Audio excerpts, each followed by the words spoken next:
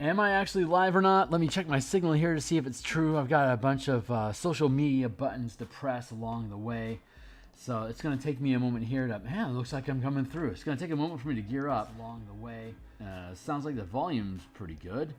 So let me grab this dot here. I'm going to post on my social medias here real fast that I am up and running. I will regale you with my origin story here in a moment. Just give me a second to get things up and running. La-di-da.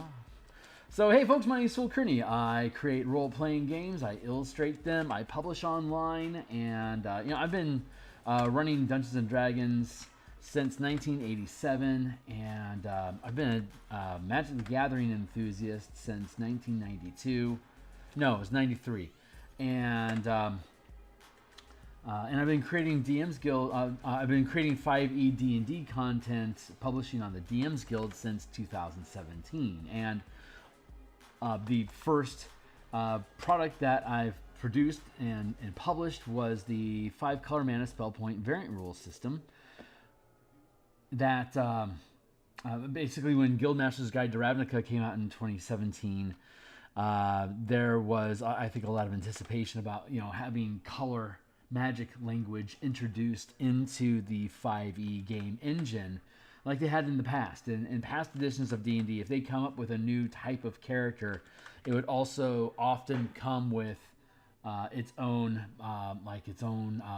resource mechanics and classes and subclasses and magic items and feats and monsters that all utilize this new idea. Like Incarnum are auras that you bind to yourself like attuning magic items, but they're not physical.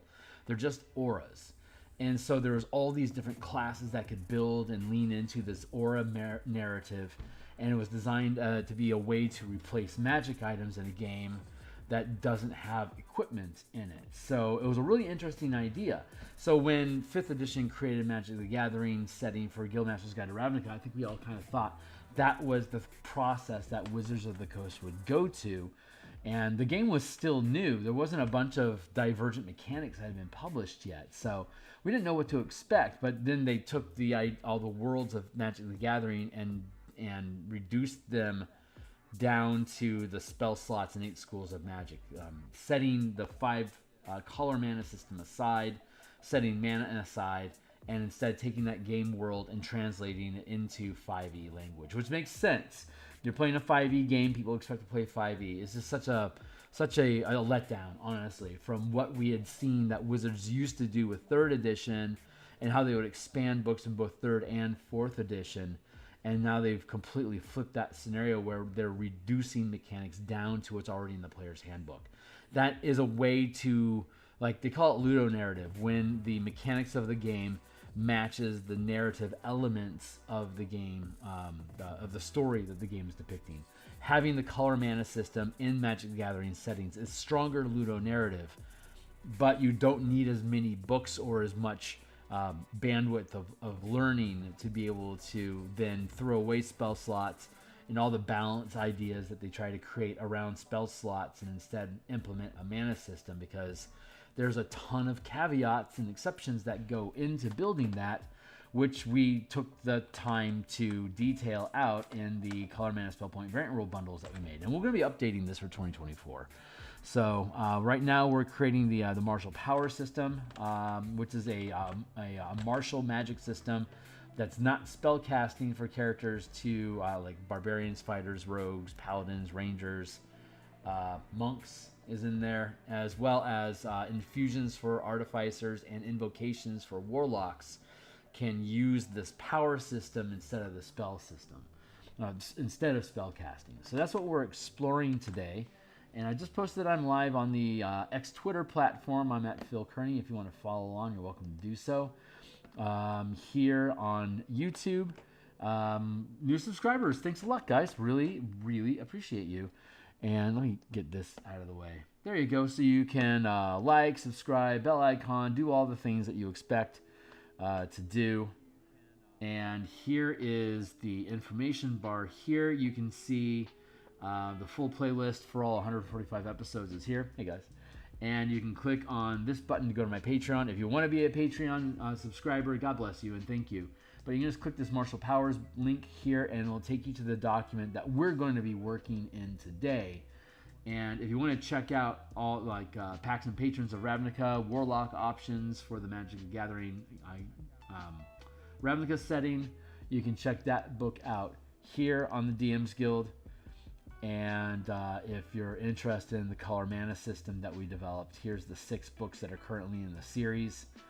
We're going to be rebuilding the Elemental Key book. We're going to be rebuilding Warlocks. We'll update the revised color mana spell list. The core mechanics has to update for 2024. Knights and Tricksters will update for 2024. We'll probably drop the this kit, just this preview that we built a while ago. We'll probably just drop that off the roster.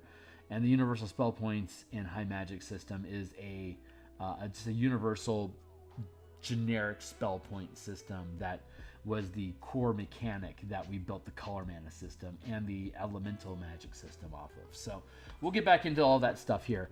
And yeah, so those are those things for you guys to explore. Check them out. If you think they're cool, consider making a purchase.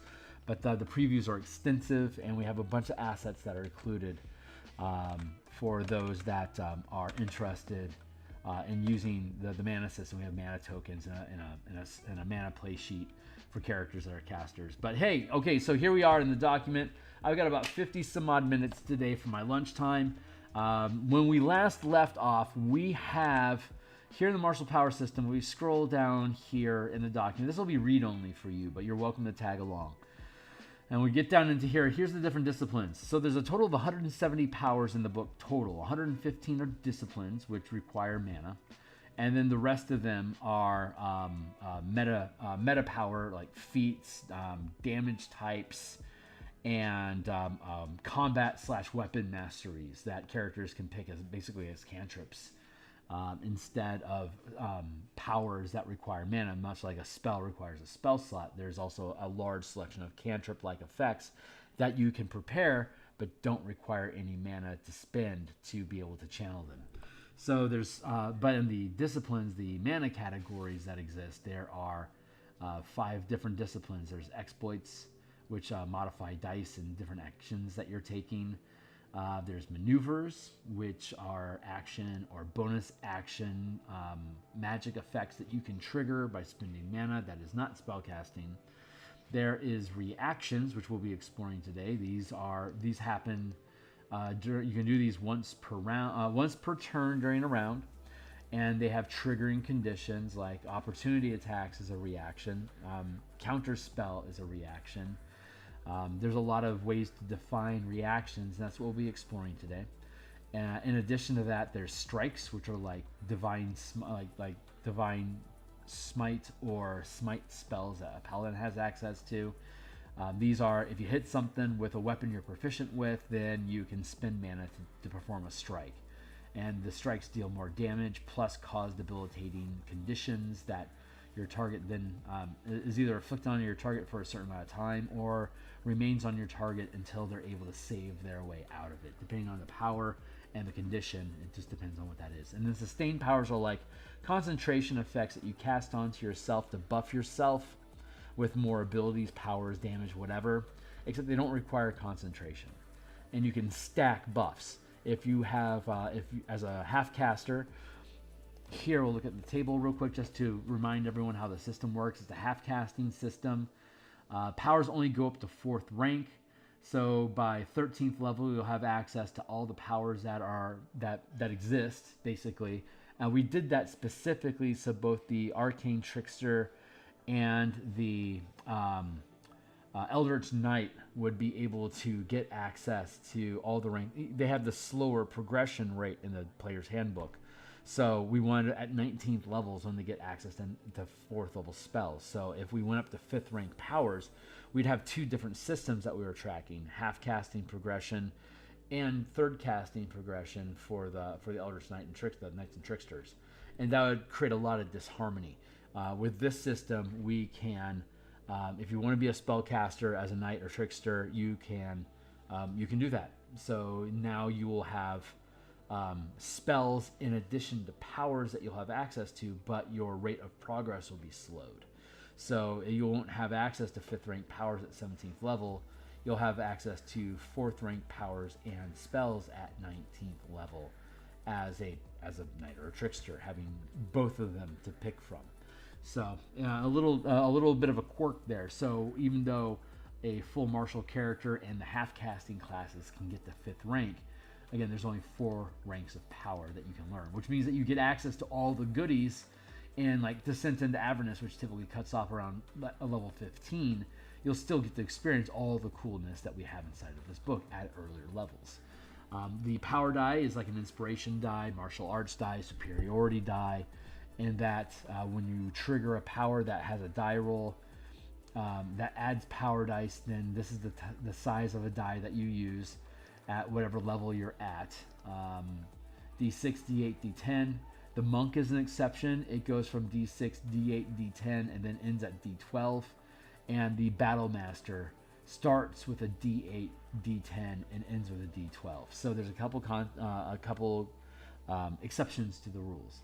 But these options can duplicate almost anything other classes can do other than spellcasting. It's like being able to inspire an ally should not be as good as a bard. So we make it less. So there you go.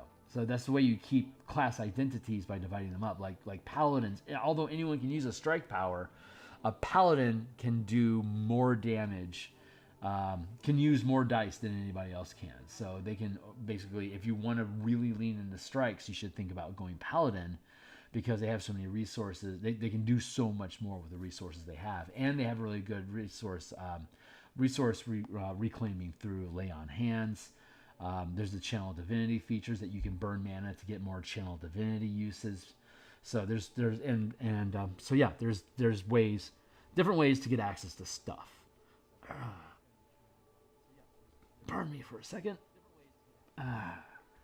Alternatively, instead of using the half casting progression as a long rest, you could just give them martial points, which are 1 point per level per short rest. And then there's ways to cheat additional mana into your characters by trading your action economy for power, which we'll also be looking at today. So enough preamble. That's how the system works. Not sure how long I'm going to actually need today, but looking at the system, we grabbed all these notes. And so here's the big thing. As we go through these things, we see that there's all of these things that are considered to be opportunity attacks. Like bait and switch. This power is considered to be an opportunity attack. As a reaction to a creature moving within 5 feet of you, you can spend 1 mana to switch places with the creature if it's willing. Switching places this way doesn't provoke opportunity attacks. In addition, roll 1 power die per mana spent this way. Until the start of your next turn, you or the target creature gets a bonus to armor class equal to the highest power die result. And that's considered an opportunity attack. And the reason we were setting these things up as opportunity attacks is because, hey Rel, it's good to see you, is because of the sustained power that we have called Opportunist. So let's go take a look at Opportunist real quick. This is where all this is coming from. So 2nd rank power, it takes 2 mana to turn this on. It ties up 2 of your 5 slots. At 5th level, you'll have 2 ranks of sustained powers. So a 2nd rank Opportunist sustained power would occupy both of the slots that you have as a 5th level channeler to be able to sustain powers. But you could learn it twice to drop the cost to 1 instead of 2. So if you prepare it twice, it reduces the cost needed to sustain this effect to only 1 mana, but you can't do it until 5th level. So the way that it currently reads is, while this power is sustained during your turn, when you take the attack action, you can forgo 1 or more attacks.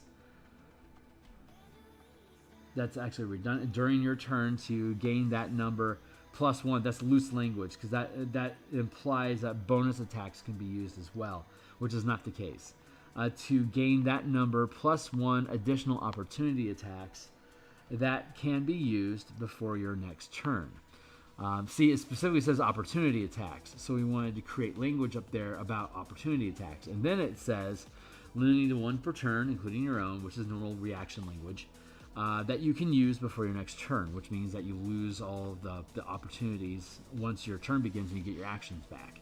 So any unused opportunity attacks are lost. In addition, so here's another thing that needs to get changed. In addition, while this power is sustained, you can make an opportunity attack.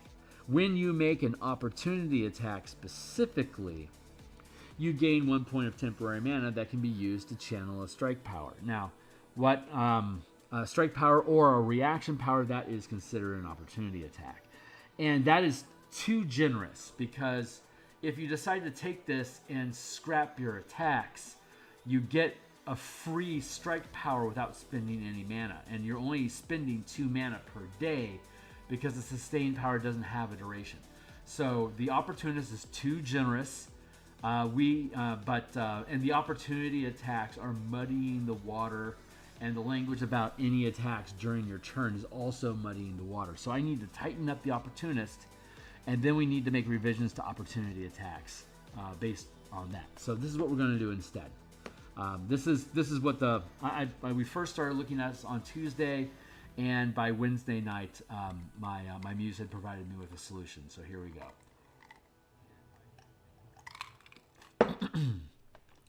While this power is sustained during your turn, when you take the attack action, you can forego one or more of these attacks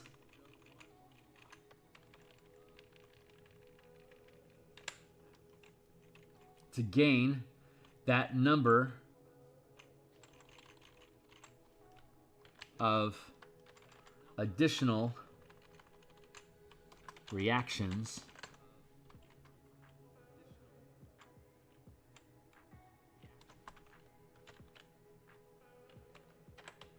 limited to 1 per turn, including your own, that can be used to gain that number of additional reactions. Yeah, until the beginning of your next turn. Any unused reactions are lost.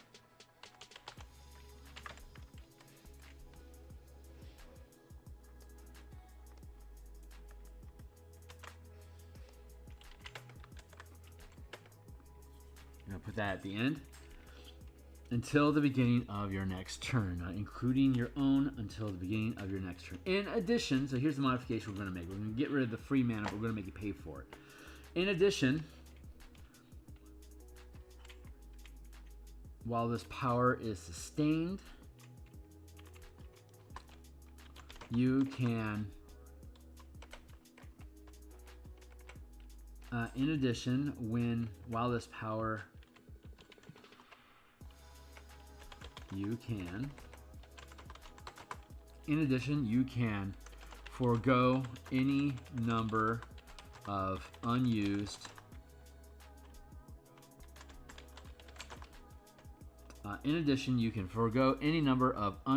reactions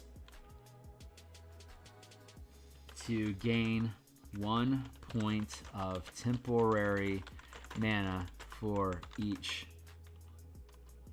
In addition, you can forgo any number of unused reactions to gain 1 point of temporary mana each. To gain 1 point of temporary mana each. To channel any powers during a reaction period. In addition, you can forgo any number of unused reactions to gain. Oh, wait a second. We need to think about that real quick.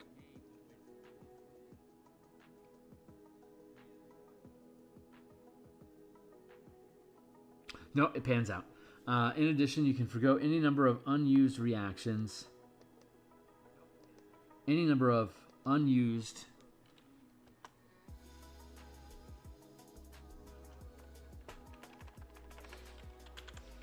of these additional reactions. There we go. In addition, you can forgo any number In addition, when you take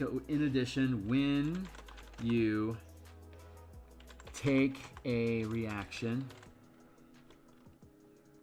you can forgo any number of these additional reactions to gain 1 point of temporary mana each. Gain 1 temporary point of mana for each reaction sacrificed this way to spend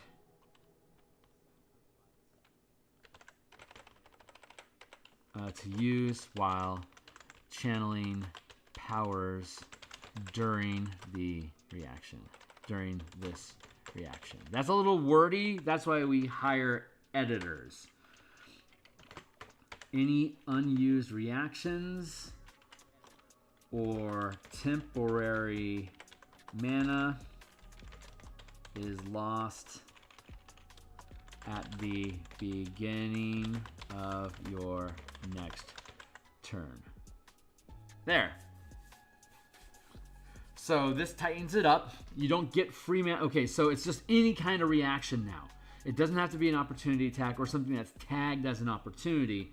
It's just simply any reaction. If you sacrifice your attacks during your turn, you get extra reactions during, until the beginning of your next turn. And when you take a reaction, you can sacrifice any number of remaining additional reactions.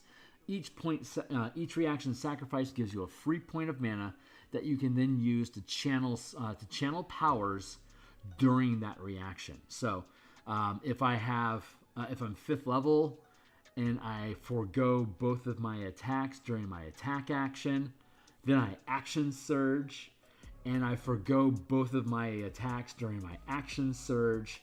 That gives me 5 reactions until the beginning of my next turn. And any number of them during, like, say, the first normal reaction that I would have, I could sacrifice up to 4 mana to do something impressive during that, an exploit, an opportunity attack, and then use a strike power, or use one of the reaction powers that get triggered up to 4th rank. So that's really useful. So you can be on full defense and not make any attacks and just tank shit.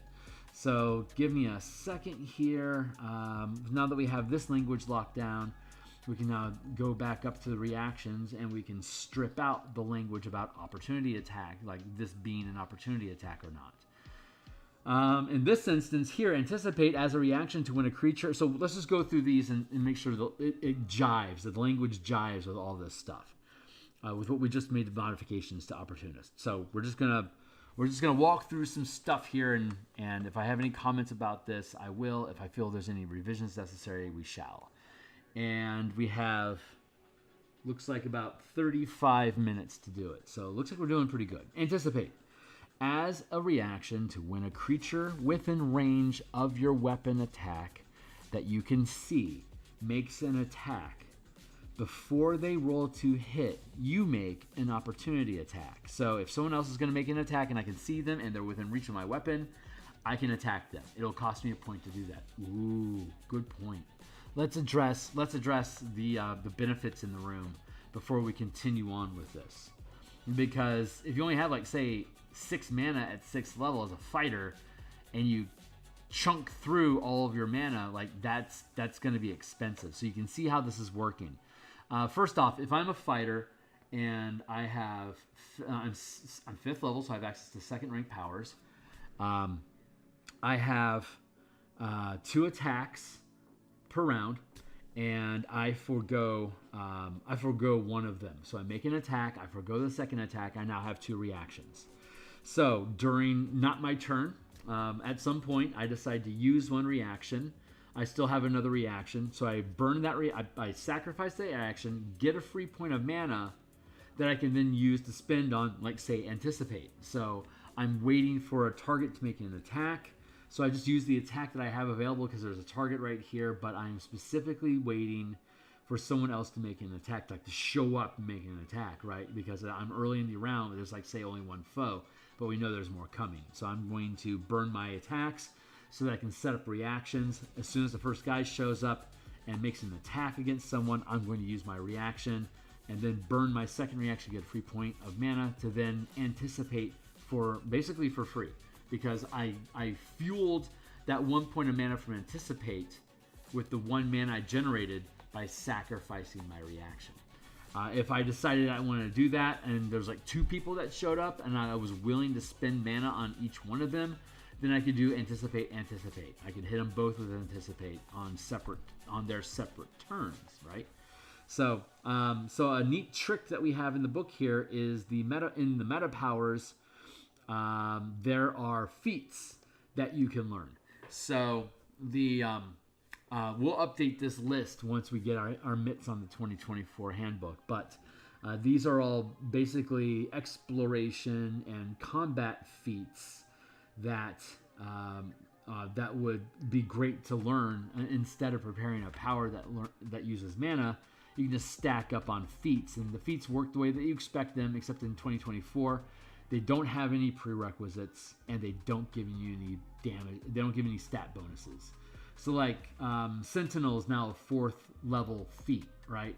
But with this power system, you would be able to take it at 2nd level as a prepared power. You won't get the bonus to strength or dexterity, strength or constitution for it, but you also don't have to wait to 4th level, and you don't have to have like a 13 strength. You can just use it. So there you go, until you prepare something else. It's basically a cantrip to you. So treating feats as cantrips, I think it's a great solution, and it makes martial characters powerful at low levels, because you can grab up all the feats that you want right away, and then you can set aside 1 or 2 powers to spend all of your mana on. So you become a one-trick mana pony, and then you have a ton of feats for you just to blast through. So at 4th level, you can take a stat gain, like a wizard might, instead of having to spend all of your ASI opportunities on feats that your character kind of has to have to work. So that's a great way for the martial characters to be able to keep up in that quadratic growth equation that spellcasters have, in addition to be able to swap out whatever powers you prepare on a daily basis. But the efficient power feat, which again, you can prepare this, or you could actually take it at 4th level if you wanted to.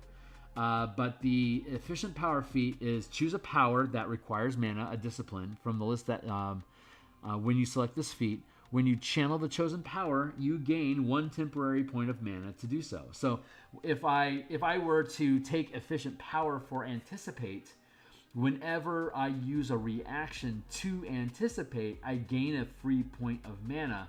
And since anticipate only requires 1 mana, I can now attack enemies for free.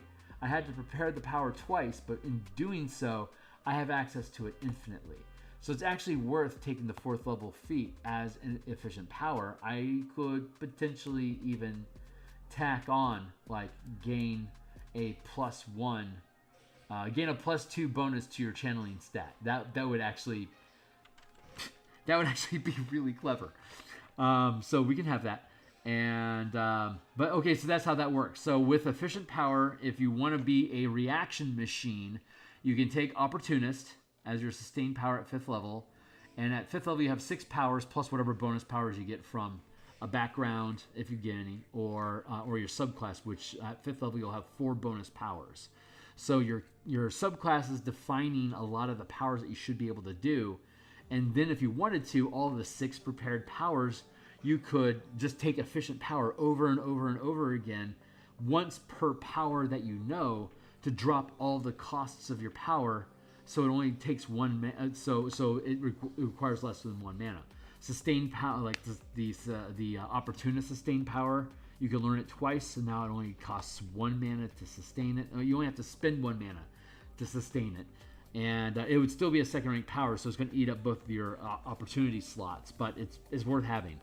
And then you have 4 more reaction-based powers that you can learn, which you can learn 4 of them, and then reduce your action economy, or spend mana to trigger each time, or you could learn 2 opportunities and make both of them efficient powers, so that you effectively have 2 reaction powers that you can always use for free if they're 1st rank. So that's the way you can manipulate that stuff. And then you'd still have your 4 powers left over from your kit. And if it's a background that grants powers, another 4 powers. So you could potentially have in Ravnica an Azorius Battlemaster is using Ravnica backgrounds. So you gain 2 at first level and 2 at 5th level.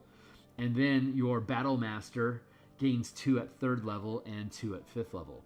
So you'd have a total of 8 powers that you always have prepared from those 2 sources, even though you spent all of your prepared powers to make things that you do basically free to use. But that's a really cool way for you to be able to use your kit. Otherwise, at 5th level, you have 6 powers that you can learn. You could just decide to learn 6 feats. Just go down and pick up 6 feats. There you go. So a lot of different ways you can build and refine your character to create your own action economy, your own loops, and your own bonuses and efficiencies and cascading conditions. So it's like deck building from 3rd edition, but it's with these power systems, these different type of power systems that are available to your character.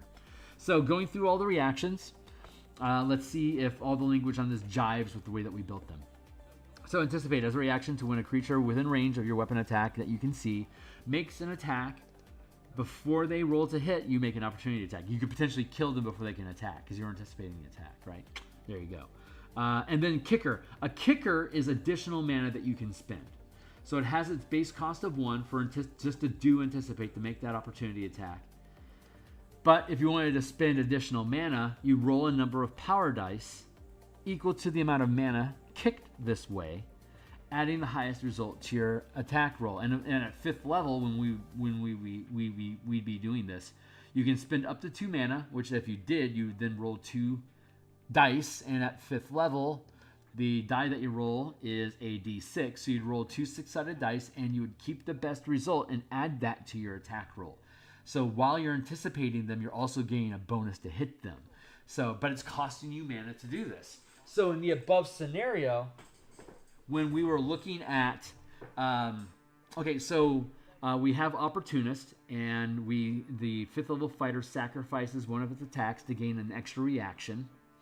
And then you take Efficient Power so that Anticipate is free to use. So you use your first reaction, you decide to use Anticipate with it, you make an opportunity attack against somebody that's trying to make an attack against someone. And now you could use the kicker by spending that kicker, by spending a point of mana out of your own mana pool to pay for the kicker effect with 1d6, or you could sacrifice your remaining reaction to gain a temporary point of mana that you could then spend for a d6 to anticipate, or you could spend the reaction. You could sacrifice the reaction and spend a point from your mana pool to roll 2 6-sided dice and keep the best result. That's the way that it works. Super fun stuff. So Anticipate still works. Bait and Switch. As a reaction to a creature moving within 5 feet of you, you can spend 1 mana. And again, you can make this free with Efficient Power in place with creatures if it's willing. Switching places this way doesn't provoke opportunity attacks. In addition, roll 1 power die, and at 5th level it'll be 6. A d6. Roll 1 power die per mana spent this way. Until the start of your next turn, you or the target creature gains a bonus to armor class equal to the highest power die result. And this doesn't need to be an opportunity attack anymore. But the triggering condition is a creature moving within 5 feet of you if they're willing to switch places with you. So you could do this to your friends. So if an ally walks past you during combat within 5 feet, if they walk up to you, you could switch places with them and give them a boost to their armor class as you do confusing stuff or whatever against to your opponents. So bait and switch, there you go. It's a reaction. Let's see.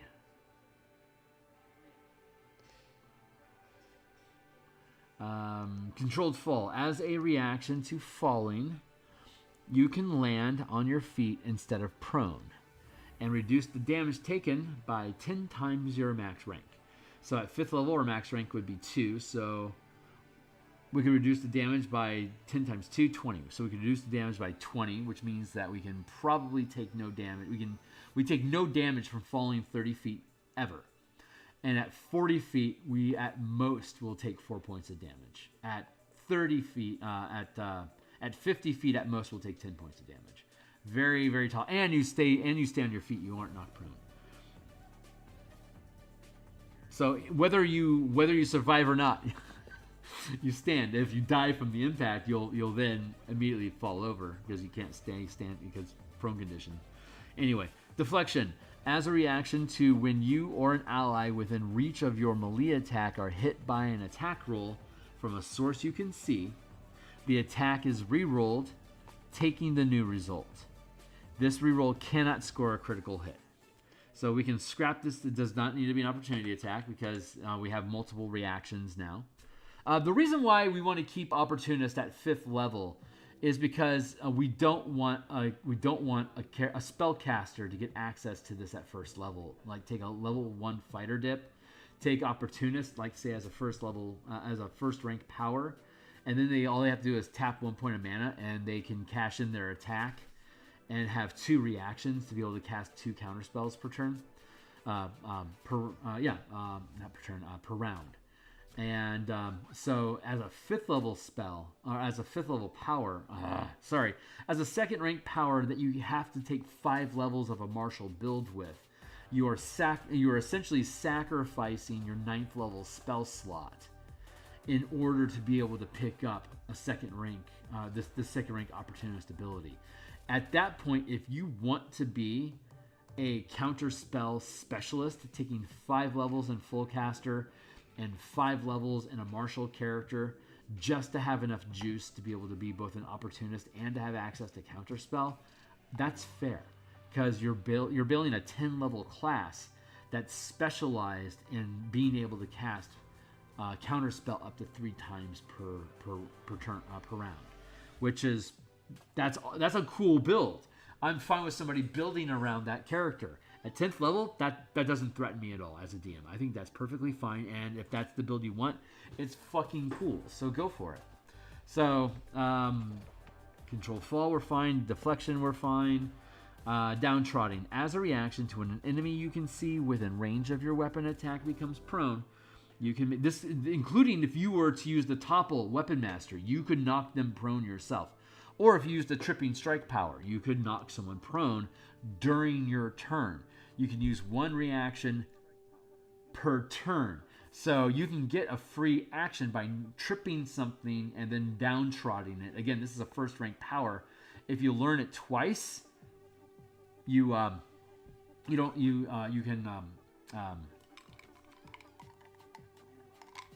do it for free. So, as a reaction to an enemy you can see within range of your weapon attack becomes prone, you can make an attack roll. You can make an attack,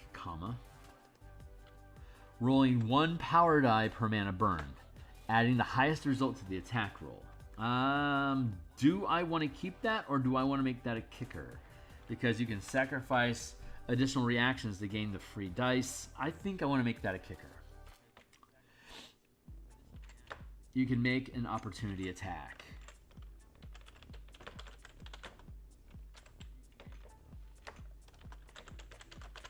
Against them, period. Kicker. This is where the kicker should be. Because you automatically gain advantage when somebody is prone. If you're within 5 feet of them. So making this a kicker cost, I think it makes a lot of sense. Roll 1 power die per mana spent this way.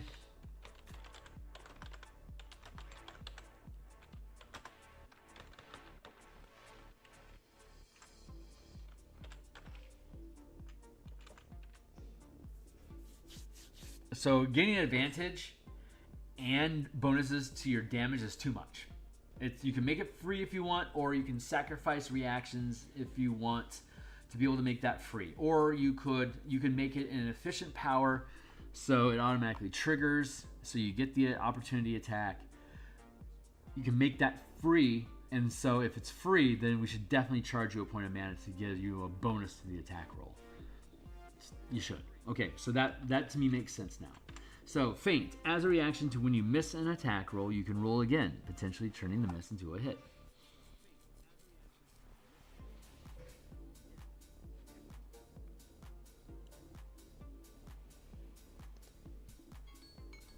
20 minutes left. Yeah, okay. As a reaction to when you miss an attack roll, you can roll again, potentially turning the miss into a hit. Yeah. I'm good with that.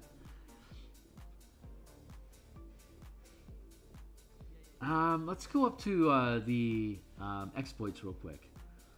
I want to look at low-level exploits to see if there's just a general unconditional boost your attack roll. I don't think it exists.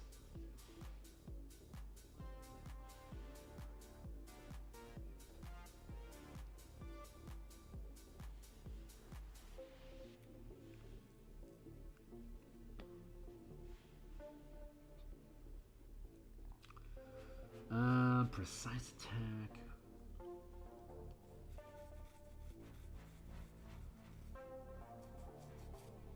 Precise attack. When you make an attack roll, when you make an attack against a target with less than full cover, you can ignore the benefits, that's 1 point.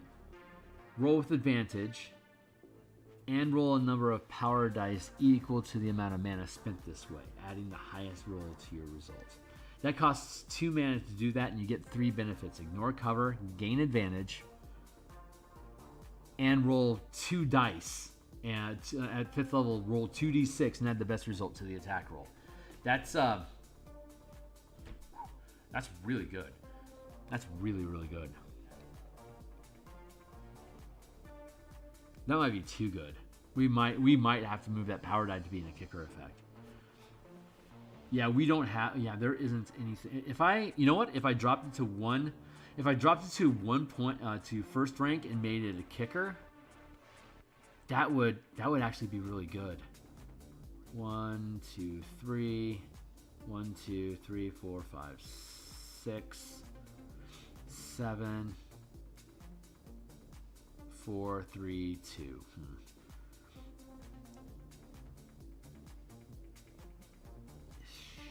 Could do that,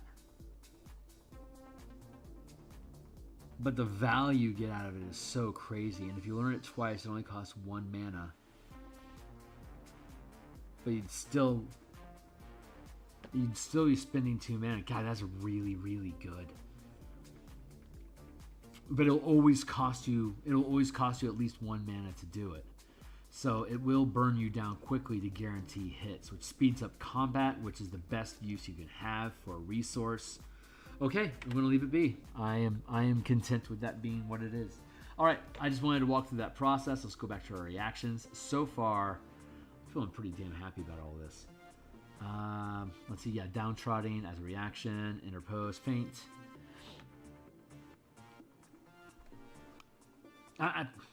As a reaction to when you miss an attack roll, you can gain... you know what? I don't see any reason why I can't just add these kicker effects in all over the fucking place. Like, it's a great use of spending mana, and it gives you an excuse to eat up action economy to get better results. So, I'm fine with that. Interpose. As a reaction to when an ally within reach of your melee attacks takes damage from a source you can see, you can take any portion of the damage and gain resistance to it. Don't need until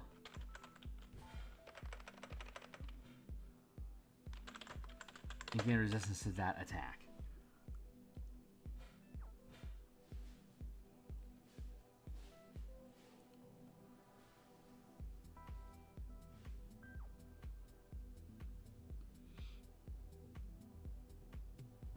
Yeah, and there's no need for a kicker there. As a reaction to when a creature moves towards you, you can move 10 feet. And it doesn't need to be considered an opportunity attack anymore. As a reaction...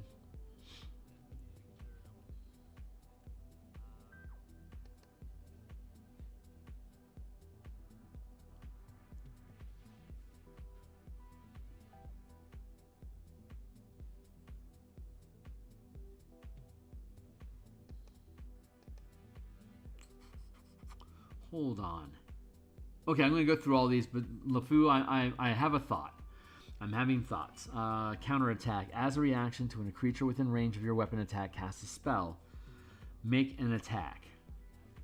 If it hits, the target takes damage and must make a Constitution saving throw against your channeling DC, or half the damage dealt, whichever is greater.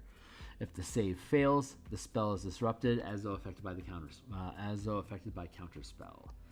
Don't need to make that a reaction. You have to both hit and they have to fail their saving throws. So it's a double tap.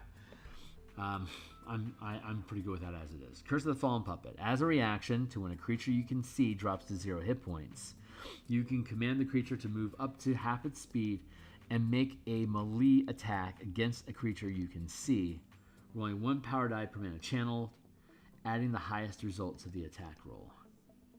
Make a melee attack.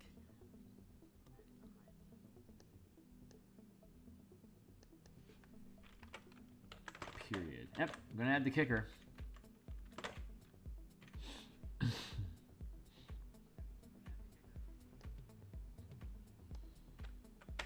2 mana.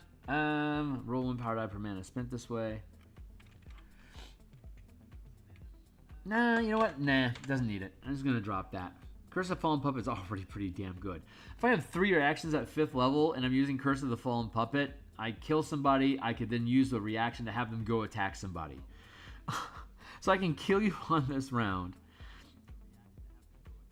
And then immediately when you die, you move half your speed and you attack somebody. I can only do that once because it's during my turn.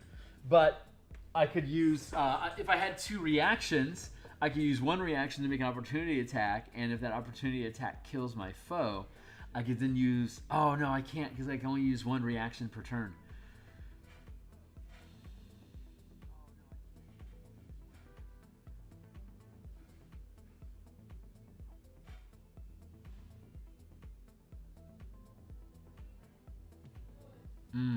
I'm thinking things through. Hold on.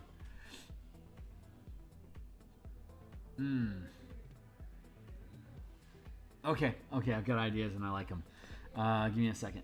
I want to change. I think I need to change the wording on bait and switch. Hold on. As a reaction.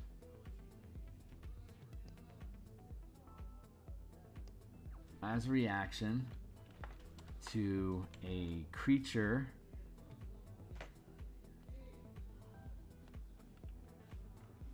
As a reaction to when a, there we go. As a reaction to when a creature, I think, you know what, honestly, I think the way that wording is going to work is, it's going to be trigger when a creature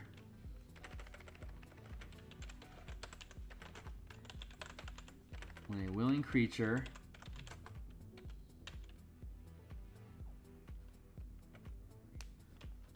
is within 5 feet of you. Result.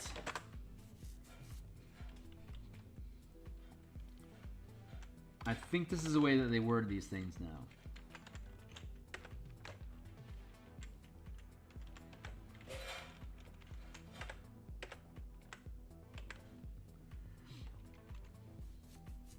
Trigger. A willing creature is within 5 feet of you. Result, you can spend 1 mana to switch places with the creature if it's willing. With the creature. Switching places this way doesn't provoke opportunity attacks, but it doesn't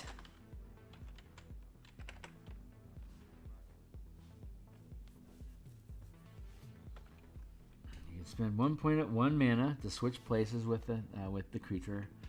Result: a willing creature is within 5 feet of you.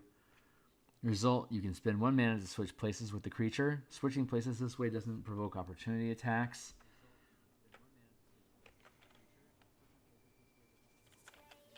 Nor does it cause a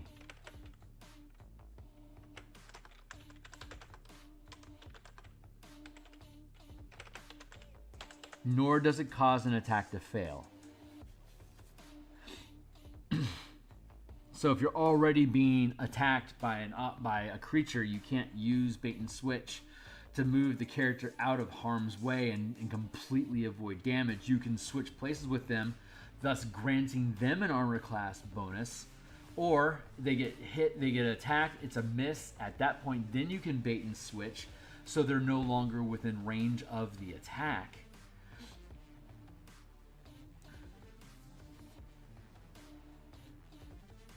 I like that. That works. Okay, cool. I like some of these ideas that are happening here. Let's see. Reposition. As a reaction to when a creature moves towards you, you can move 10 feet. Okay. Countering attack. Wait. Here's the idea that I had. Strikes.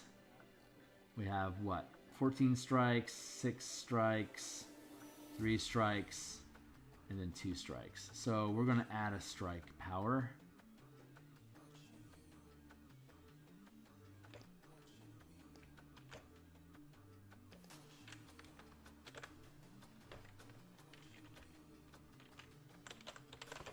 Reactive strike.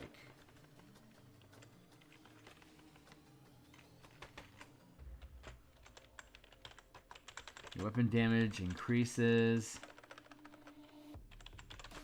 by 1 power die per mana channeled, and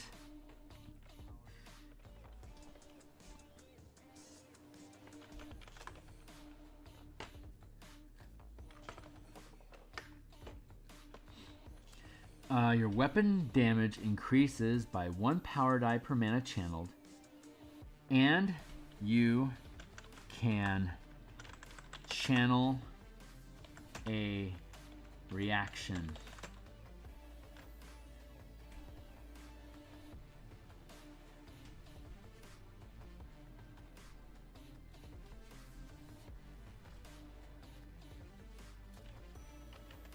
And you can channel a reaction power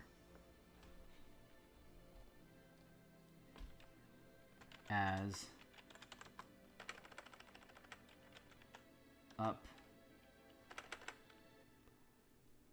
Let's see if this works. Your weapon damage increases by 1 power die per mana channeled, and you can channel a reaction power of a rank equal to the amount of mana. Let's see. Your weapon damage increases by 1 power die per mana channeled, and you can channel a reaction power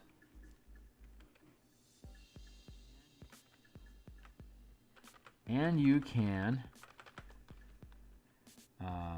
channel a reaction power of a rank equal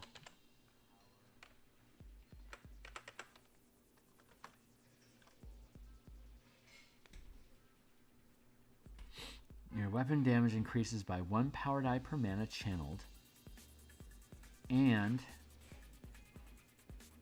you can channel a reaction,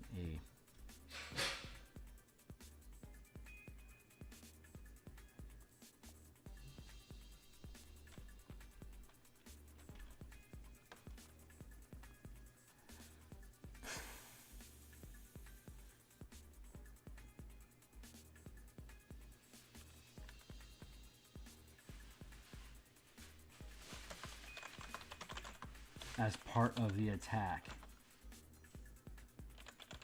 Spending mana as a kicker effect.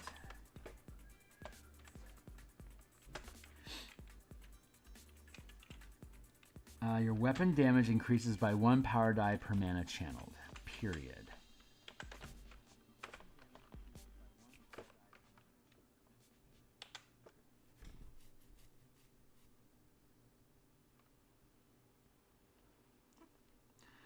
Weapon damage increases. This might. The thought was during your action, you can take additional reactions as part of the reactive strike. So if you use reactive strike, you can make more than one reaction during your attacks, and you would have to spend mana on the reaction to use it. like anticipate that wouldn't work. Bait and switch doesn't work. Interpose as a reaction to no. Okay, this was an ill-conceived idea. It's just not panning out. So we're gonna let it go. Never mind. But we are going to. Where was it? Second strike, second rank.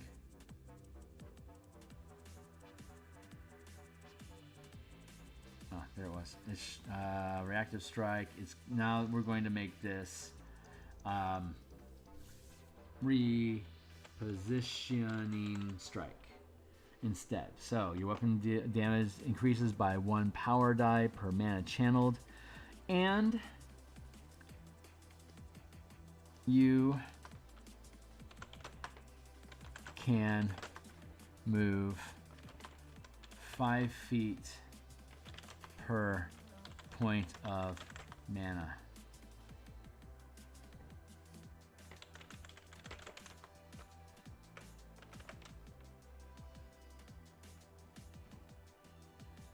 Your weapon damage increases by 1 power die per mana channeled, and you can move 5 feet per point of mana spent this way.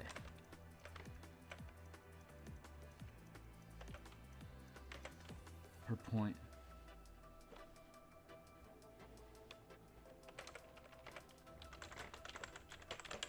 There. This movement doesn't provoke opportunity attacks, period. There we go. So that was missing and should definitely be included. So that'll take us to 26 strikes with 15 first rank strikes, which increases the total number of disciplines that we have to 116, increasing the entire list of powers to 171. All right, so let's keep going with the reactions. We're almost done with our day, and the reactions seem to be filling in just fine. So, bubble, reactive strike. First rank, we're all fine. Countering attack. As a reaction to when a creature within range. Okay, we did that one already. Curse the Fallen Puppet, we did that. Defensive barrier. As a reaction to a source you can see targeting you with an attack, you create a momentary opaque barrier, granting you full cover against the attack, causing it to automatically miss unless it ignores full cover. The barrier disappears after the attack. 7, 8, 7.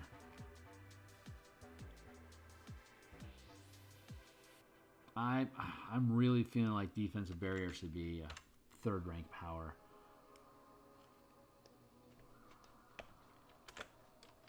Ooh, we can upgrade this.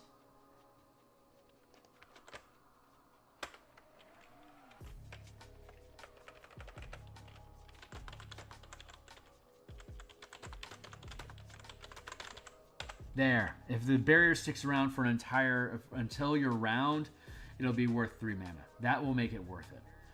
You automatically get a miss. It's like a counter attack. It's like a counter attack spell by creating a barrier you can't be targeted. So whatever it was targeted, and that works against spells as well as attacks. Super good. All right, so that's. I fucking love that.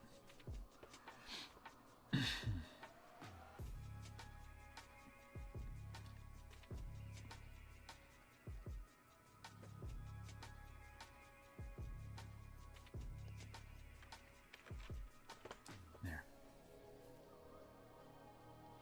154, 2, 4, 6, 8. How could I not love that? That's perfect. That's more reactions than your character could ever prepare. So I'm happy with that. Target. Okay. As a reaction to when a creature you can see moves into or within the reach of your melee weapon, you can make an attack, even if the target is using the disengage action. Rolling 1 power die per mana channel, adding the highest result to the attack roll. 2 mana to use it. Basically ignores disengage, and you can gain a bonus to the attack roll. I am fine with that. I don't think that needs a kicker, because forced movement already can trigger.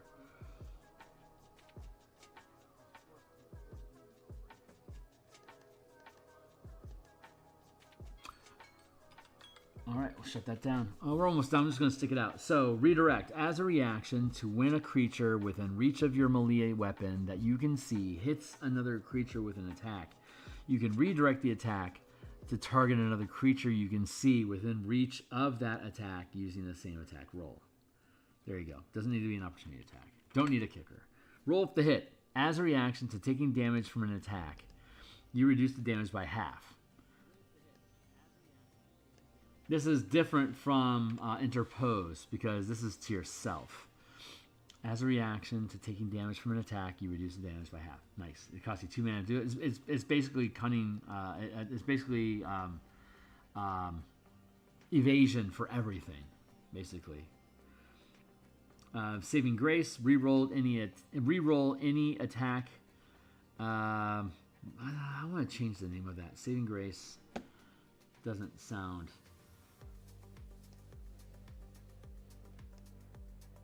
nearly as cool. I need to grab a list here.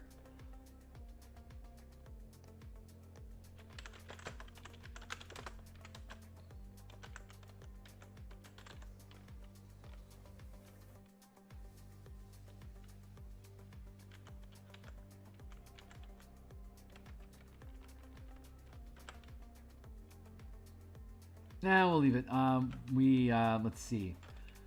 Let's go back up here. I have a change. I'm going to change log real quick. Changed defense barrier level, and we created repositioning strike and countering attack. Target redirect.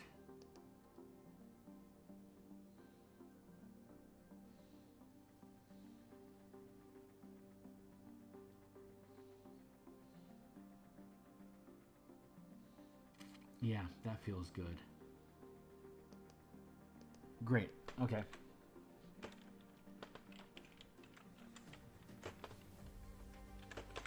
All right, let's keep this up and get out of here. Roll with a hit as a reaction. Okay, great. Saving Grace as a reaction. Reroll any attack, ability check, or saving throw, including any number of power dice. There you go. Hey, what's up? Oh no, I'm just designing stuff, dude. You don't owe me anything. I'm not much conversation while I'm doing design work anyway, because I'm constantly thinking about the text.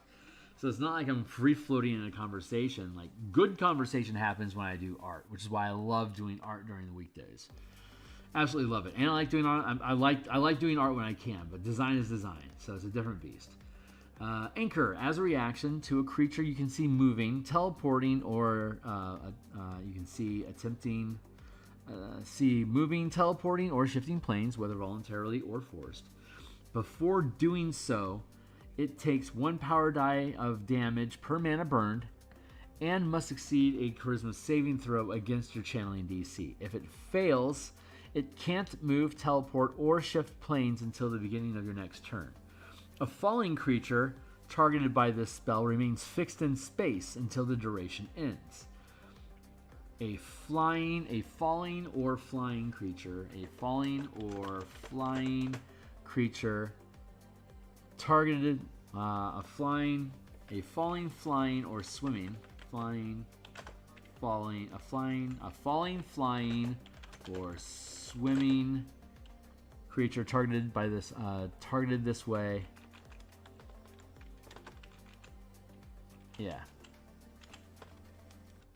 Yeah, targeted with this power remains fixed in space until the duration ends. If you target an ally, you can choose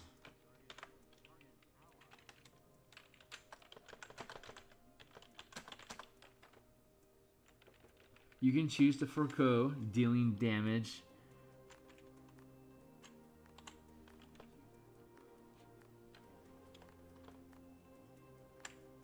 there. Let's simplify that. You can make it an ally thing. So if your ally is going to get teleported, or like baneful teleport, or get punted, pushed off of a cliff or banished, you can target them with anchor and freeze your friend and not damage them in the process, keeping them safe.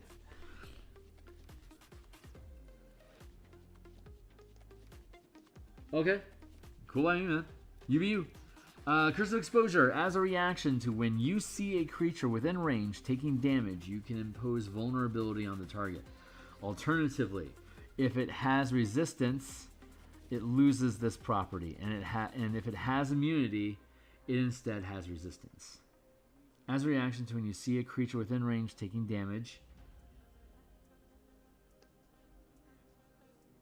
I'm going to fix that. If it has resistance, it loses this property, and if it has immunity, it instead has resistance.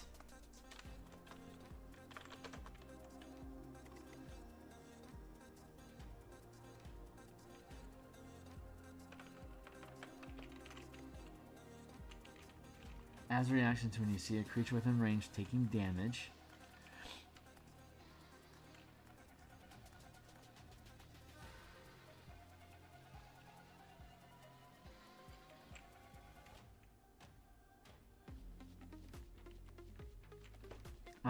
okay, I see. If it's immune to something. As a reaction to when you see a creature within range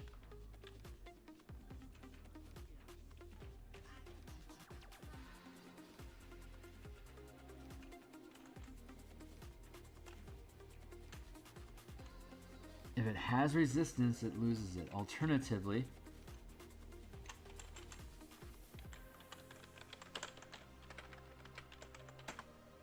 if the creature is immune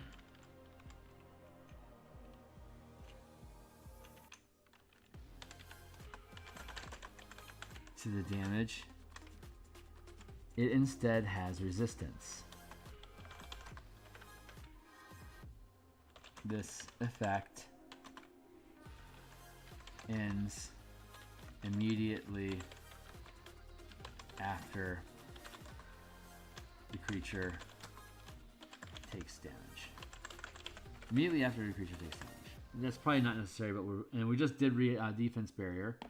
Fate Spinner. As a reaction to when you or a creature you can see makes an ability check, attack roll, or saving throw, you can alter fate by rolling a number of power dice equal to the mana burned. You can choose to either increase or decrease the result of the target creature's roll by the total of any 2 power dice rolled.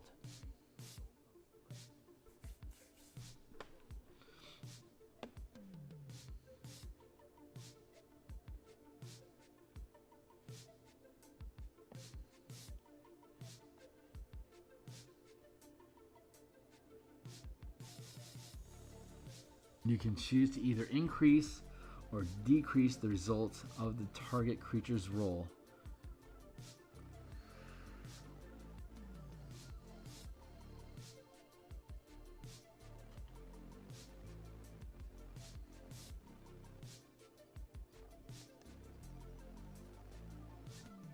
equal to the mana burned. You can choose to either increase or decrease the result of the target creature's roll by the amount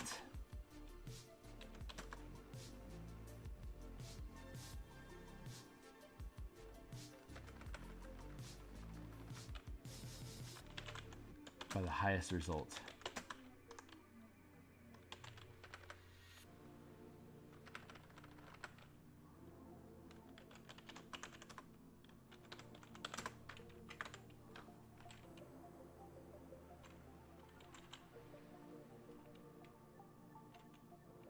The result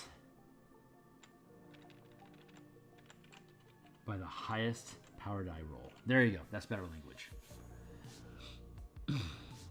Hexproof. As a reaction to when a creature you can see targets you with a spell or magical effect, you are unaffected by it, wasting the spell or effect. Rite of Revival. As a reaction to when you drop to 0 hit points but don't die outright, you remain conscious and roll a number of power dice equal to the mana channeled, gaining that many hit points instead up to your maximum hit point total.